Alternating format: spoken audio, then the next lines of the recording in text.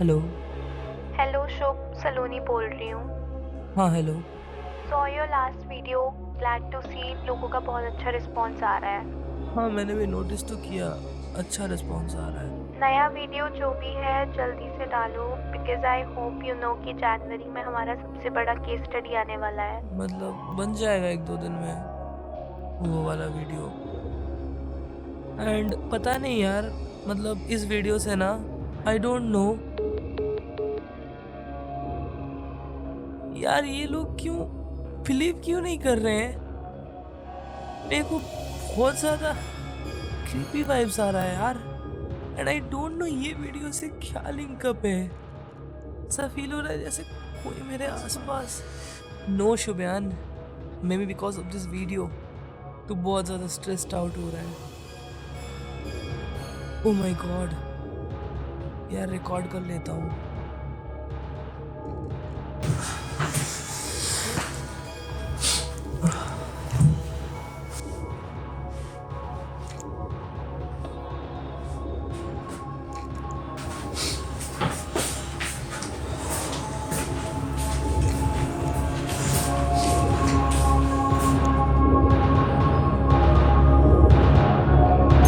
चलो आपसे एक सवाल करता हूँ। मान लो आपको आपके घर के अंदर ही कोई स्पाई कर रहा है और दिन रात आपके हर एक कामों के ऊपर किसी का नजर है।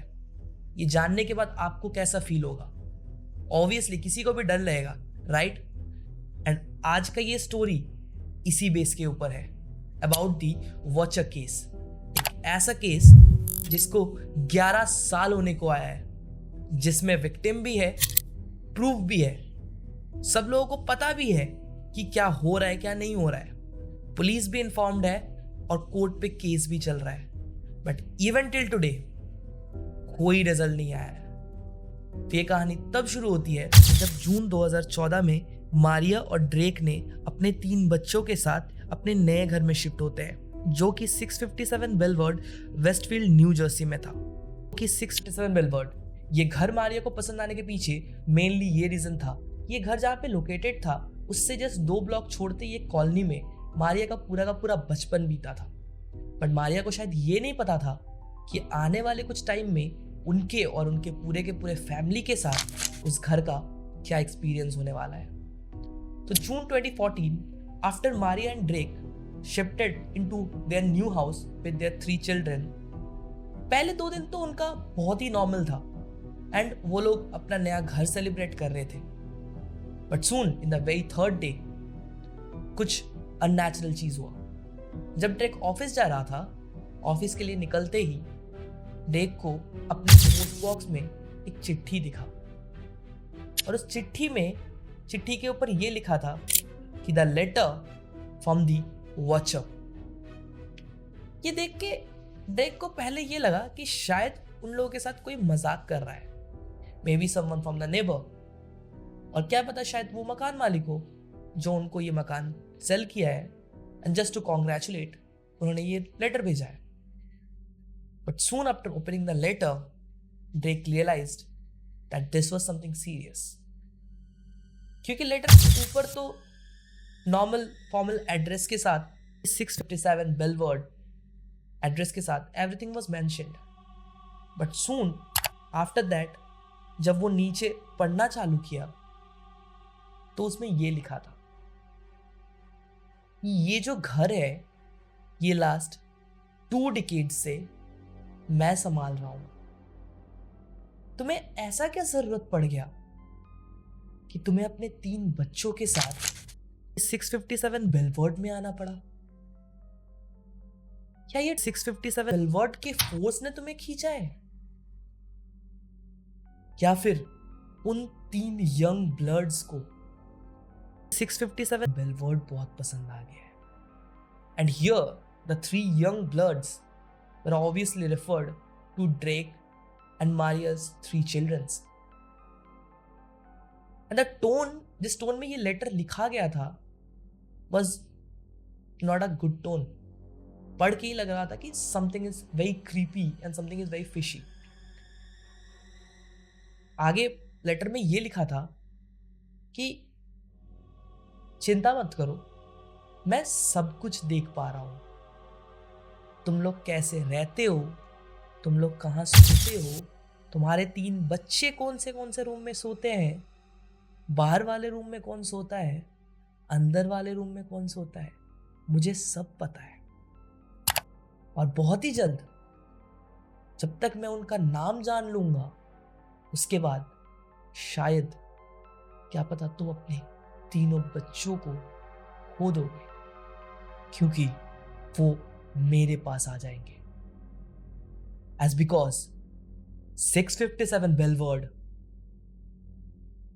ने उन 3 बच्चों को अट्रैक्ट किया है अपने तरफ। क्या जरूरत था? क्या तुम्हारा फैमिली के लिए पुराना घर बहुत छोटा पड़ रहा था? अब जब तुम इधर आ ही गए हो, तुमको इसका कंसिक्वेंसेस भुगतना पड़ेगा। ये सब पढ़ने के बाद पहले तो ड्रेक के माइंड में ये थॉट आया कि he should file a complaint to police, but then he thought कि माइट भी कोई मजाक भी कर रहा होगा, बट ऐसा मजाक, बस जस्ट अपने किसी के बच्चों को लेकर ऐसे मजाक करना एंड जस्ट लाइक थ्रेट करना, दैट वाज नॉट हेल्दी। तो ड्रेक ने ये सारा का सारा लेटर पढ़ के मारिया को बताया, and then they both thought about this, and वो लोग पहले तो पिछले मकान मालिक के पास चले गए जिसके पास से उन्होंने ये घर खरीदा था। जॉन और एंड्रिया, जो कि उस घर के पुराने मालिक थे, उनका ये कहना था कि लास्ट 23 ईयर्स से उनका ऐसा एक्सपीरियंस कभी नहीं रहा है। बट जब वो उस घर को छोड़ रहे थे, उसके जस्ट 1 हफ्ते पहले उनके पास भी एक ऐसा ही लेटर आया था, बट जॉन ने उसे बिना पढ़े फेंक दिया था। और ये सब कुछ सुन के फाइनली दोनों कपल ने ये डिसाइड किया कि उनको पुलिस में ये सब कुछ इन्फॉर्म करना चाहिए। एंड पुलिस के पास जाते ही the first thing that police wanted was ये पूरा सिनेरियो नेबर्स को पता नहीं लगना चाहिए, that police is also getting involve now, because ये पूरा इंसिडेंट के पीछे 90% चांस है कि नेबर्स का हाथ हो सकता है। तो इसीलिए पुलिस डिडंट वांटेड कि नेबर्स को पता लगे इस इंसिडेंट के बारे में।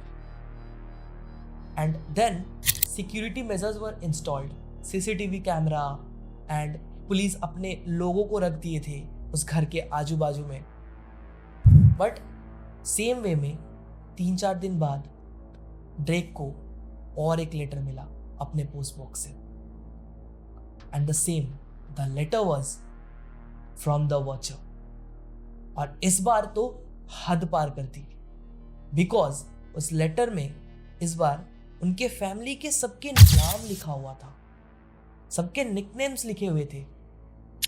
एंड सबसे वर्स्ट पार्ट इज, ड्रेक का एक डॉटर थी जो पेंटिंग करती थी, एंड उस लेटर में ये लिखा था, was that the girl, your second daughter, an artist. ये सब चीजें पता होना कहीं ना कहीं बहुत ज्यादा क्रीपी है।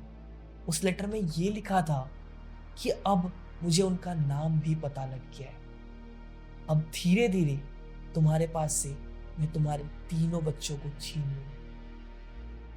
एंड एक टाइम ऐसा आ जाएगा जब वो लोग तुम्हें कुछ बोल भी नहीं पाएंगे, एंड वो मेरे पास आ जाएंगे। ये सब कुछ पढ़ने के बाद मारिया और ड्रेक कहीं ना कहीं बहुत ज़्यादा डर गए थे, एंड इसीलिए वो लोग अपने फैमिली को लेके पुराने घर में शिफ्ट हो गए। और अब मारिया और ड्रेक काफ़ी रेयर केस में 657 बेलवोर्ड में आता था। वन सर्टेन डे, ऐसे ही कुछ दिनों बाद, जब ड्रेक अपना साइट विजिट करने के लिए आए थे, उसको अपने मेल बॉक्स में फिर से एक लेटर मिला। उस लेटर में ये लिखा था कि तुम लोग क्या सोचते हो तुम लोग इधर से चले जाओगे तो तुम लोग बच जाओगे। नो, एक बार जो 657 बेलवर्ड में आ गया तो वो आ गया, एंड उसको इसका कंसिक्वेंसेस भुगतना ही पड़ेगा। ये पढ़ने के बाद Maria and Drake both decided कि अब उनको ये घर बेच देना था। बट क्या फायदा, तब तक इस इंसिडेंट के बारे में सबको पता लग गया था। वो लोग बहुत ट्राई किए थे 657 बेलवर्ड को बेचने का, but no one agreed to take it. And finally वो लोग ये सोचे कि अगर घर बिक नहीं रहा है तो इसको डेवलपर को दे देते हैं, ताकि फिर वो खुद अपने हिसाब से रीडेवलप कर सकता है इसको। But due to some of the other reason कोई भी डेवलपर उस घर को एक्सेप्ट नहीं करता था, एंड लास्टली मारिया और ड्रेक ने उस घर को रेंट पे चढ़ा दिया। बट फिर भी कोई फायदा नहीं हुआ, बिकॉज जो भी फैमिली या स्टूडेंट उस घर में रेंट पे रहने के लिए आता था उसको ऐसे सेम थ्रेटनिंग लेटर्स मिलते थे। और सिर्फ थ्रेटनिंग लेटर्स ही नहीं, उन लेटर्स पे उन लोगों के प्राइवेट इवेंट्स के बारे में लिखा जाता था। वो कहाँ जाते हैं, क्या करते हैं, क्या खाते हैं, कब क्या करते हैं, सब कुछ लिखा जाता था। और इसी चीज की वजह से कोई भी उस घर में नहीं टिक पाता था, और अगर कोई टिकने का कोशिश भी करता था तो कोई ना कोई रीजन की वजह से उनकी तबीयत खराब हो जाता था, वो हॉस्पिटलाइज हो जाते थे, और कुछ लोग तो एक्सपायर्ड भी हो जाते थे। ऐसा क्या रीजन रहा होगा कि उस घर में कोई भी नहीं रह पा रहा था, एंड जो भी रहने आ रहा था वॉचर को पता लग जा रहा था उनके लाइफ के बारे में, उनके बायोडेटा के बारे में, सब कुछ के बारे में। What must have been the reason? Even till date इसी चीज के बारे में केस चल रहा है। Since 2014 पुलिस के आंखों में बहुत लोग सस्पेक्ट्स थे, starting from the people of neighbourhood to जितने भी लोग वो एरिया में काम करता था। इवन मारिया और ड्रेक को इंट्रोगेट किया गया था, क्योंकि टाइम के साथ साथ ये मैटर बहुत ही ज्यादा सीवियर हो चुका था। लोग डर रहे थे, इवन 2-3 लोग एक्सपायर भी कर गए थे, but due to lack of proof कुछ भी साबित नहीं हो पाया। And even till today after 11 years अभी तक ये केस चल रहा है, and no one is proven guilty. And even till today 657 बेलवर्ड इज abandoned.